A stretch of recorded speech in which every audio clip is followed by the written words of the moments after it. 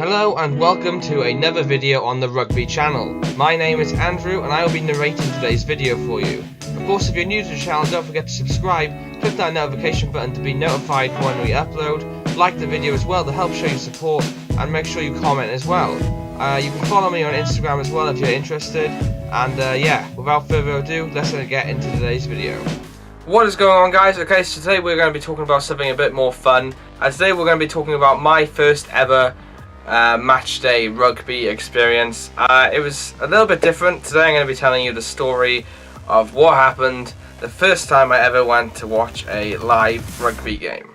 Okay, so rewind all the way back to 2012. I was actually still in school. I think I was starting off in year 10? Maybe it was year 9. It was something like that. And yeah, it was approaching the autumn internationals with Wales. And we were invited to go on to a Wales rugby trip up to Cardiff, and I was over the moon about this. I never actually gone to Cardiff, I don't think, at this point, so I was really excited for it. And it was towards the end of the day of school, and the coaches turned up, and we got on to our coaches and we found our seats, and yeah, I was just really excited for this. I didn't know what to expect.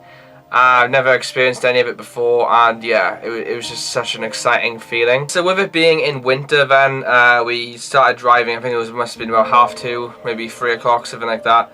And we pulled up in a shopping centre and we got pizzas and stuff like that and loads of food.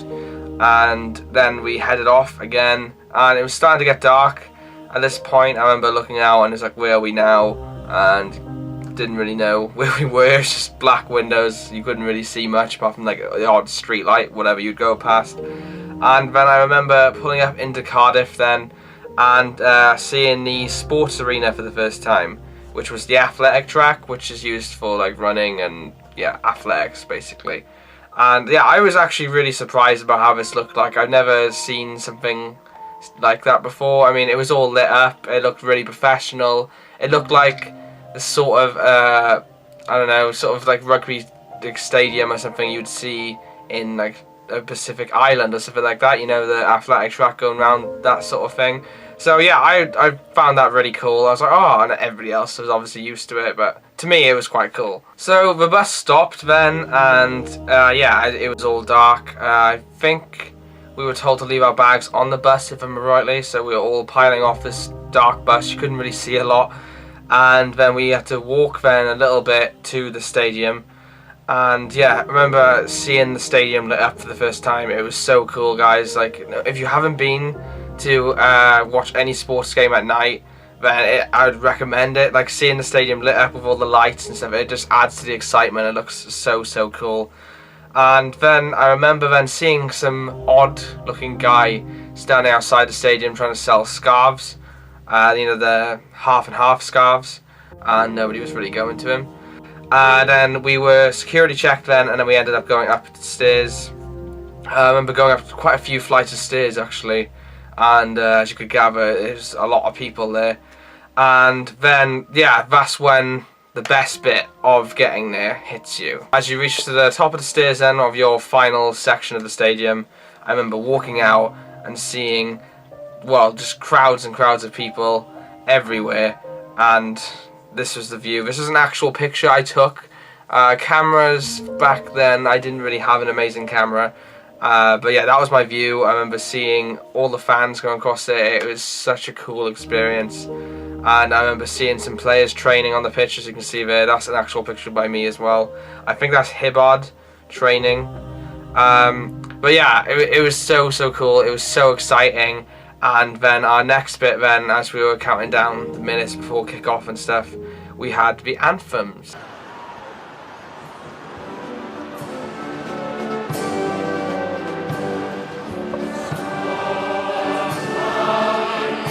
So then the anthem started, and it was such an amazing atmosphere. Everybody was singing, and I remember a guy a few rows from in front of us was a Samoan. He was actually the only Samoan in our section.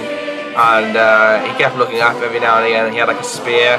He was kind of like dressed up, you know, like in the Pacific Island outfit. Well, not outfits, but clothing. And yeah, so it was quite a cool experience. We were all singing the top of our voices, and then kick-off began.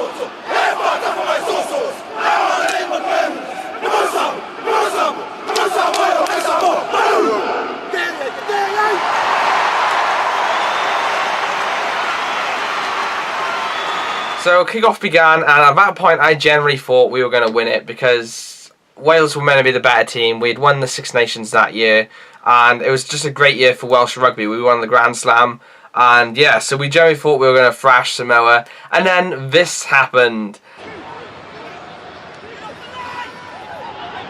Oh, straight through. There's a clean break, looks for support. Oh, he was there. Savalu was there. The ball didn't arrive though, but danger is still on. There's an overlap going right. Oh God. PC, and it's a simple cross for Altangavaya, and it's taken Samoa just over a minute to get on the scoreboard. Because it was just ridiculous. Like, Rob Howley took over for Gatland because Gatland was doing the Lions, and yeah, and it just got worse and worse. And then at one point we were literally like, Wales need to keep discipline again. PC goes deep on the intersection for Ashley Beck over halfway across the defence. So Ashley Beck is going to make it all the way, and what a way to cap your first appearance in Welsh colours. And then this happened again. Leota, Lemmy takes on Cuthbert, puts the kick in, and the fullback chases, but Lee Halfpenny can't get there. Johnny Leota looks to have got the vital touch, which will give Samoa another win in Cardiff. Did Lee Halfpenny get any fingertips at all on it? No, he didn't. No, he didn't. That's a try. It's done. A story in itself. Award a try. Because Samoa have followed everything, they've chased everything, they've hounded everything, and they've got their just rewards. It'll be a fourth victory against Wales. Yeah, and I remember walking out of the stadium then, and everybody's like, oh my God, it's Rob Howley's fault. It's absolutely ridiculous. He shouldn't be coach. What the hell is going on? It was a terrible autumn internationals. And then the following year, then we went and won the Six Nations Championship again. So it was a bit of a blip, but yeah, all in all, it was a great experience. And yeah, that was my first ever rugby trip, and quite possibly one of the worst losses I've actually witnessed by a Wales team. But hey ho, it was a good experience. So without further ado, guys, that is going to be the end of today's video. And please make sure you go and leave a like down below if you enjoyed it, and if you enjoy seeing these sort of videos, me explaining my personal trips and stuff I've done. Please leave a comment as well, let me know what you thought. Were you at that game? What was the worst game you've seen? It's great hearing from you all. And also, if you haven't already, please go ahead and click that subscribe button. We're getting in quite a few subscribers lately, and yeah, we're doing really well, and we're trying to grow this little community for rugby fans.